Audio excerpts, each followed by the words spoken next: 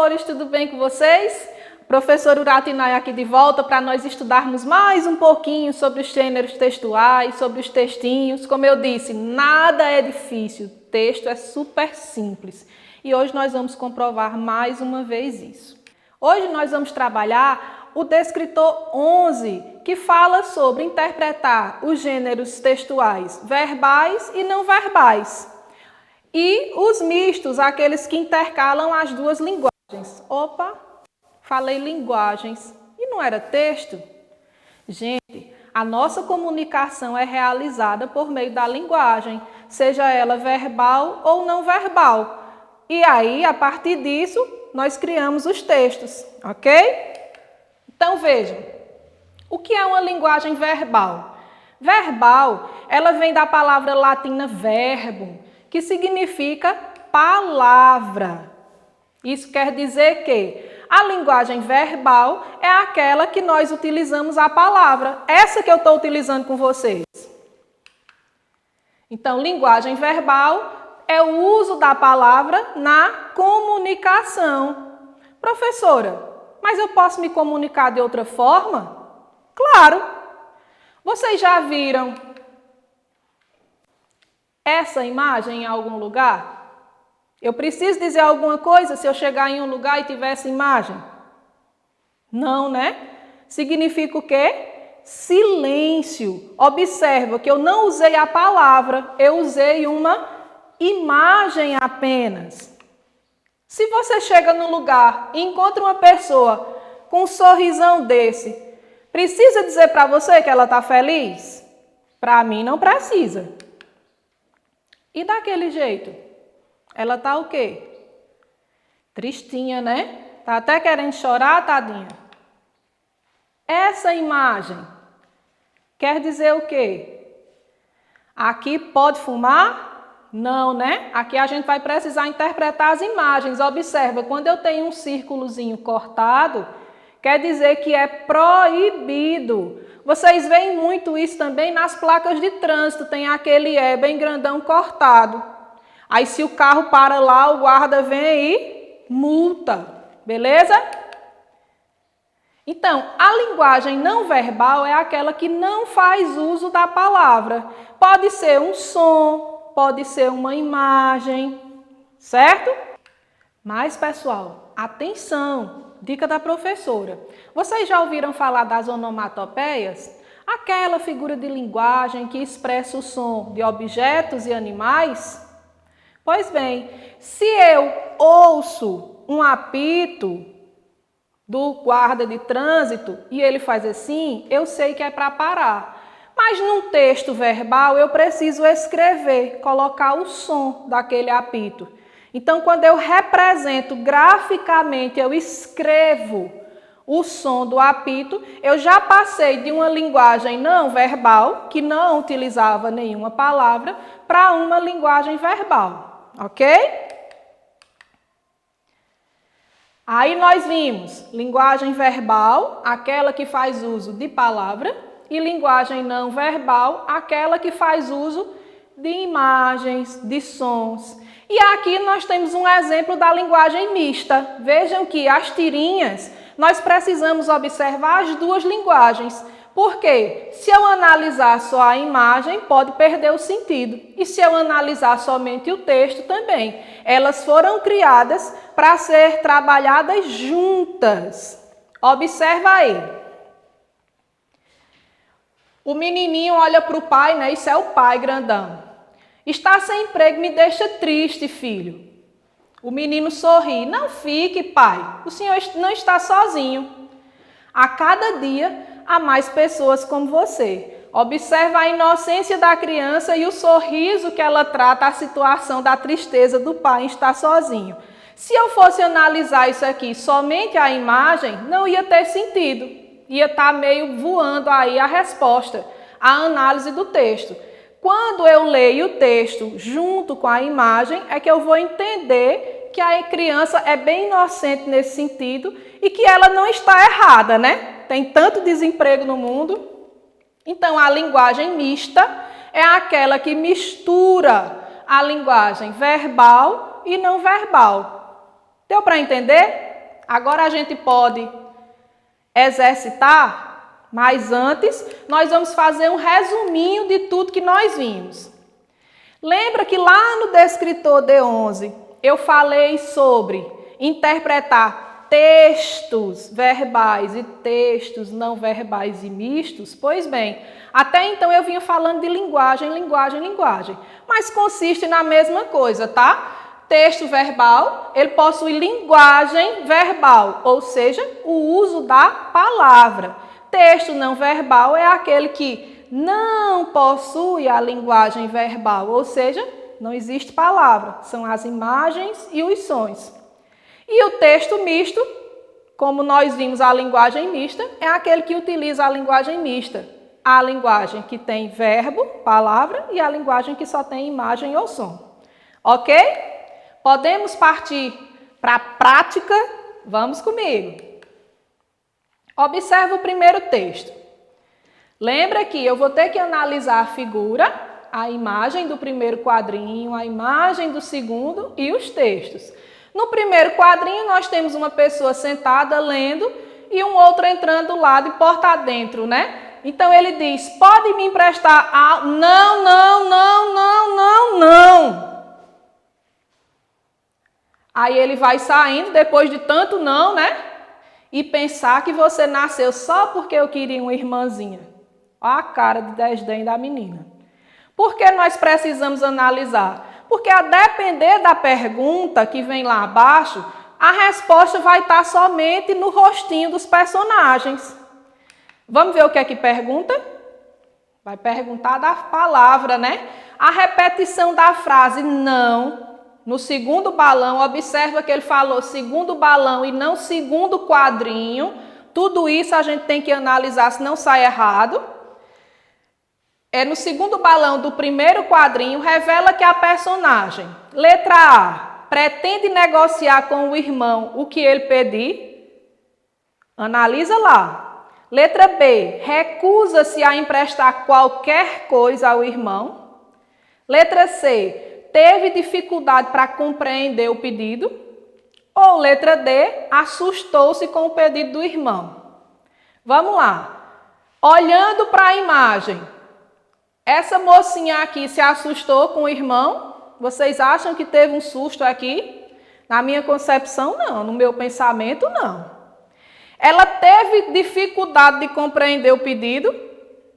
Ele nem terminou de pedir. Ele só disse assim, você pode me emprestar ao... E ela cortou, né? Ela recusa-se a emprestar qualquer coisa ao irmão ou pretende negociar com o que ele pedir, a depender do que seja, ela empresta ou não. Gente, a repetição da palavra não, e ela em caixa alta, como a gente diz, toda maiúscula, já diz que ela está sendo incisiva, enfática em dizer que de jeito nenhum. Então, a resposta da nossa questão é... recusa-se a emprestar qualquer coisa. Ela não quis nem ouvir o irmão. Perceberam que eu li a tirinha completa, mas eu não precisei analisar a segunda parte? A pergunta era direcionada somente ao primeiro? Tudo isso a gente tem que fazer passo a passo, tá? Vamos lá. Essa é boa. O Garfield é maravilhoso. Então, o dono do Garfield chega e diz, você é um insolente. O Garfield abraça e diz, muito obrigado. Mais um adjetivo para o meu currículo. Vê lá, o Garfield sabe o que é que significa insolente? E você sabe? Será que a pergunta é essa?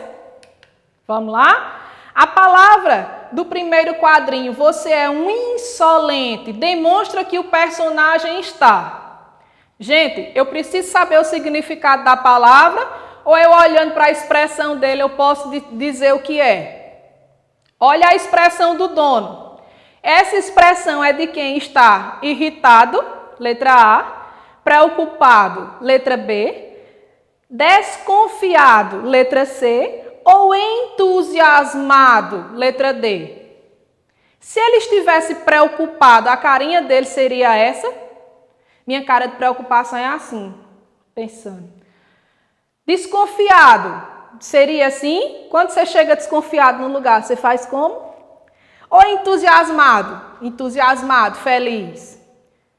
A carinha dele está dizendo que ele está muito, muito, muito chateado. Ou seja, irritado. Observa, professor, eu não sei o que é que significa insolente. Nem precisa. Se você fizer a análise da linguagem não verbal, você já marca a questão correta, que é a letra A. Estão observando que é essencial para nós nos utilizarmos da linguagem não verbal junto com a verbal, que no texto elas precisam caminhar juntinhas, quando existem tem que andar juntinhas? Vamos lá. Aqui nós precisamos conhecer os personagens, né? A Mônica, o Cebolinha e o Cascão. Gente, quem é o Cascão nessa história? É aquele menino super limpinho, adora tomar banho, né? Não, não, não. Ele é o sujinho da equipe lá. Então, o que foi que a Mônica e o Cebolinha fizeram aqui? Estavam brincando, se vocês observarem, o Cascão é o cowboy, o chapéu dele diz isso. E o Cebolinha e a Mônica são o quê? Índios. Os índios prenderam o cowboy. E lá nos filmes, né, de índios, o que é que os índios fazem? Queimam. Só que aqui no caso eles vão fazer o quê? Observe o que eles vão levando nas mãos. Baldes com água. Depois que eu analisei toda a linguagem não verbal, aí eu vou ler aqui o que o Cascão, meio irritado, a carinha dele tá com raiva, né? Diz para os amiguinhos: por que vocês não usam fogo como os índios de verdade? Observa que ele não gostou da troca. Vamos ver qual é a pergunta? O fato que torna o texto engraçado é o Cebolinha e a Mônica. Letra A, aproveitarem para molhar o Cascão. Letra B, fingirem não escutar a pergunta do amigo. Letra C, não ter como fazer a fogueira ao redor do cowboy. Ou letra D, terem amarrado o Cascão. Se eles estão brincando de cowboy, é engraçado eles amarrarem o Cascão?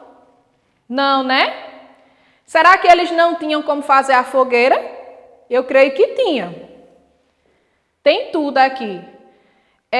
Fingirem não escutar o Cascão. Eles estão fingindo não escutar?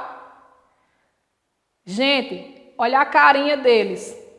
Carinha rindo e a carinha rindo também. Eles estão contentes, então eles não estão fingindo que não estão ouvindo. Eles estão realmente com o intuito de molhar o Cascão. Então, o engraçado da questão é eles se aproveitarem de uma brincadeira para, enfim, fazer o amigo tomar um banho forçado. Viram que eu tenho que fazer a análise todinha do texto não verbal para poder descobrir que nem sempre a resposta está no texto verbal. Então, a resposta correta é a letra A. Vamos para o próximo? Observa as imagens. Aqui eu não tenho texto verbal. Então, eu vou ter que analisar bem direitinho cada imagem. No primeiro quadrinho, Cebolinha vem correndo. Quem é esse? O coelhinho da Mônica, gente. Mônica ama bater no Cebolinha com o coelho. Aí observa que como ele vem correndo, nós imaginamos que a Mônica arremessou o coelhinho para pegar no Cascão de longe. Então ele vem correndo, espertinho, ele vê uma placa de trânsito que diz que é para seguir.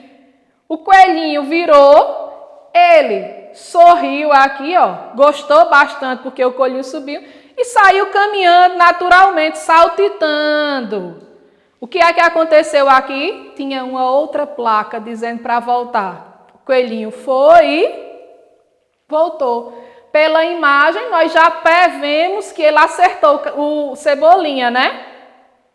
Analisamos a imagem, agora nós vamos ver o que a questão pede.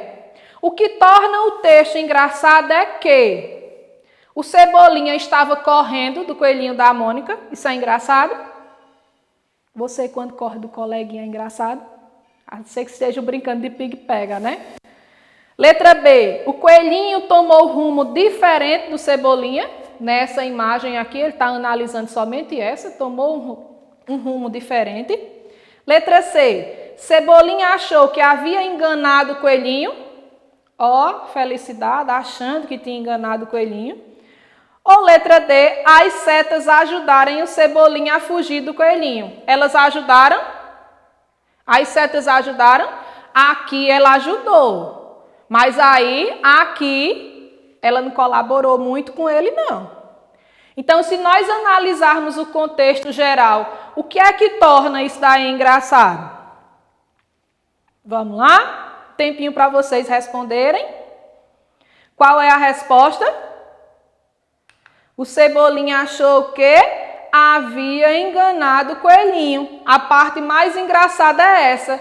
Ele veio rindo, pulando. Finalmente me livrei. E a setinha está indicando para baixo, o coelhinho vem e pega o Cebolinha em cheio.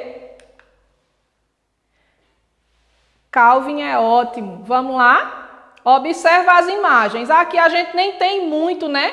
Tem o tigrezinho do Calvin, que sempre escuta, sempre dá conselhos. O Calvin sempre conversando, se achando cheio de direito. E aqui a mesma coisa, aqui eles vão embora. Observa a expressão facial do tigre. No último quadrinho, ele está olhando para cima. Vamos ver o que é que ele está querendo dizer. No primeiro quadrinho vem dizendo: estou em paz com o mundo, estou completamente sereno. Aí o tigre estranhou, porque ele está sempre brigando, né? Por quê? Descobri meu propósito na vida. Descobri porque eu estou aqui e porque existem todas essas coisas. É mesmo? Sim, eu existo para que todo mundo me obedeça. Puxa, é tão bom saber disso. Depois que todos aceitarem isso, ficarão serenos também. Observa que a expressão dele aqui foi de um desalento sem tamanho. Ele imaginou que o Calvin tivesse alguma ideia brilhante, mas essa de todo mundo servi-lo ficou meio complicado, né? Então, o menino considera que ele existe no mundo para. Pessoal, está escrito. Nós temos aqui uma mensagem explícita, está aqui no texto. Então, a gente não precisa imaginar, a gente não precisa analisar, fazer essa inferência nas imagens. Está escrito no texto. O menino considera que ele existe no mundo para. Em uma das frases que ele falou, vem dizendo. Vamos ver as alternativas? Letra A. Seus desejos sejam todos atendidos. Letra B. As pessoas sejam esclarecidas. Letra C. O mundo seja um lugar de paz. Letra D. Todos aceitem sua serenidade. Vamos ver se a gente encontra a frase? Vamos começar do fim. Letra D. Então, ele considera que veio para o mundo, que existe aqui, para que todos aceitem sua serenidade. Vem dizendo isso aqui? Não, né? Ele vem dizendo que quando todo mundo aceitar para que foi que ele veio, aí todo mundo vai ficar sereno também. Anulo a questão, elimino. Letra C. O mundo seja um lugar de paz. Ele falou que o mundo era um lugar de paz ou que ele estava em paz naquele momento, porque descobriu o que é que ele veio fazer aqui. Não vem falando nada de mundo. Letra B. As pessoas sejam esclarecidas. Em algum momento do texto ele falou que as pessoas precisavam ser esclarecidas ou precisavam aceitar o motivo pelo qual ele veio ao mundo. Na letra A, seus desejos sejam todos atendidos. Vocês conseguiram ver qual é a resposta correta? Observa no segundo quadrinho. Descobri meu propósito na vida. Descobri porque eu estou aqui e porque existem todas as coisas. Ou o terceiro, é mesmo? Sim, eu existo para quê? Para que todo mundo me obedeça. Quando eu digo que eu quero que todas as pessoas me obedeçam, eu quero que todos os meus desejos sejam atendidos. Então, a resposta correta é a letra A. Pessoal, tudo bem até aqui? Deu para vocês entenderem o que é um textinho verbal, o que é um textinho não verbal? O que é um texto misto, este, por exemplo, que nós estamos terminando a aula? Se vocês conseguiram entender isso e entender também que para analisar esses textos nós precisamos analisar cada linguagem em separado, então nós terminamos a aula com sucesso. É isso. Muito obrigada mais uma vez pela presença. Eu fico muito feliz em estar compartilhando esses momentos com vocês. Fiquem com Deus e até a próxima.